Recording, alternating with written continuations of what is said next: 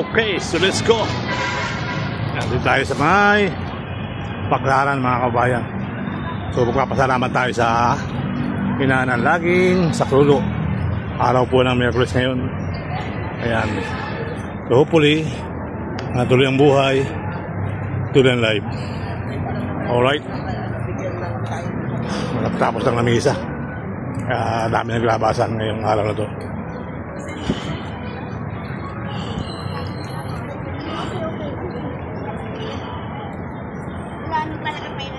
Mula nung pinalagay.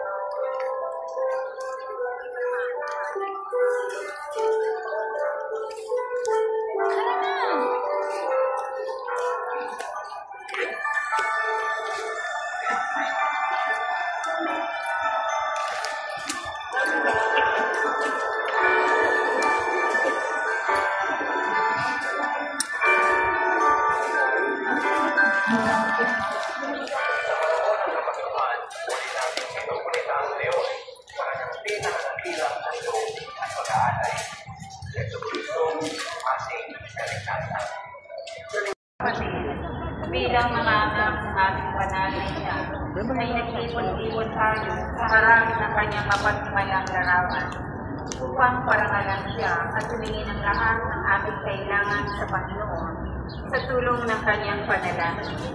Dahil sa tayo ay hindi karapat-dapat na mga anak, humingi muna tayo sa Diyos ng awa at patawa. Maabagin Ama, sinubungo sa lupa ang iyong banal na anak upang tugusin na siligtas kami sa pamamagitan ng kanyang pagkamatay at muling pagkabuhay. At upang pinili namin ang bagong buhay. Sa pamamagitan nito, ginawa mo kami ang iyong upang magmahal sa tulad ng pagmamahal ng iyong mahal. Pero daw, pag-usapan tayo.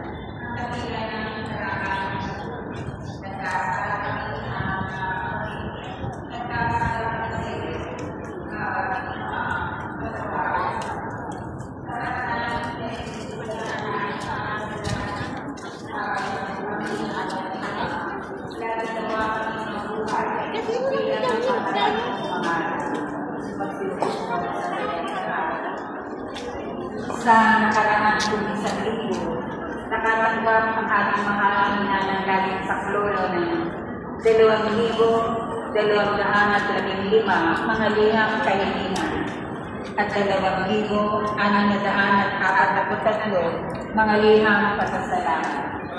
Sa mga liham pasasalamat na ito, 124 para sa kami spiritual na biyaya, 6 para sa pagbabalik loob, 76 para sa kapayapaan sa tahanan, 6 para sa pagkakasundo, 7 para sa katuwang sa buhay, 78 para sa kalusugan at paggaling sa karamdaman, 39 para sa kaligtasan sa mga sakuna, 7 para sa pagkakaroon ng anak, 14 para sa tulong na pang-pinansyal, 37 para sa pag-aaral, 12 para sa pagpasa sa examen,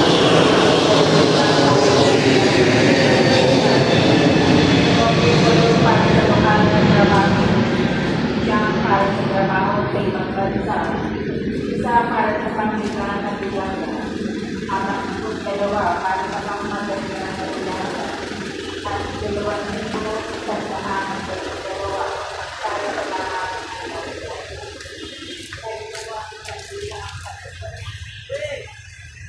Thank you.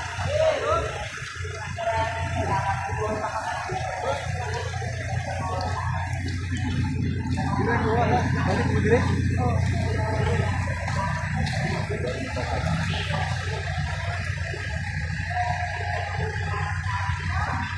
Magandang araw po, Luzon, Visayas, Mindanao. Sa pinagpahang araw na naman ng ating upload for today.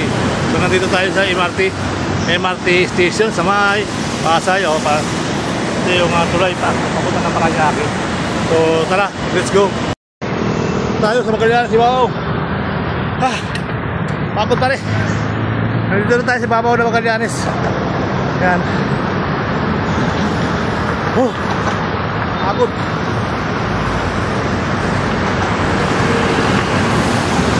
Alright. Dito tayo sa Ibabaw, guys. Ano? Diba? Sa tag ka pala sa asawa ko, ma. Love you. Dito na naman ako sa puntok ng Magallanes, mga kababayan. Talaga namang nakakamiss yung pagkaan dito sa bundok. Pagkikita yung mga sasakyan sa gilid. Papunta ng ano to, lugar to na papuntang Malabon, Nabutas, Quezon City. Ito naman, Alabang, Las Piñas, Alabang. So, Katagalogan. Ito naman, Norte. Ito ng Baguio, Tarlac. At ito naman sa likod ko, Paranaque, Baclaran, Mua. Okay? Alright. Okay, alright. Sa magandang araw po, Luzon, Visayas, Mindanao. Nandito tayo sa ibabaw ng Magallanes, Sidja. So, kita-kita, walang daya. Kasi likod ko yung pinaka-slippery traffic. Bago Skyway. Ayan yung MRT sa harapan ko, mga kababayan. Papunta ng Top Avenue. Ayan. So let's go. Salubungan pa. Iilan ko. Ito papunta ng Norte, mga kababayan. So ito may bago natin, mga kababayan. Papunta ng Norte. Shout out po sa inyo, ha. Salamat.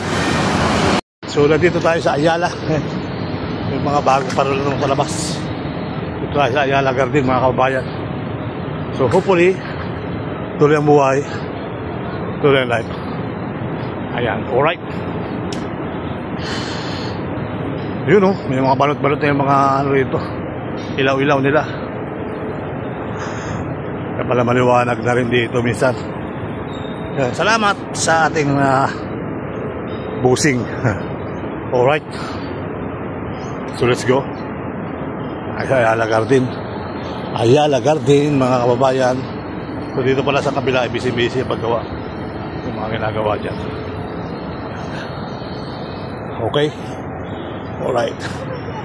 Kapang-kapang dito, mga kabayan, yung ating yung ating meron na rin umisol dun,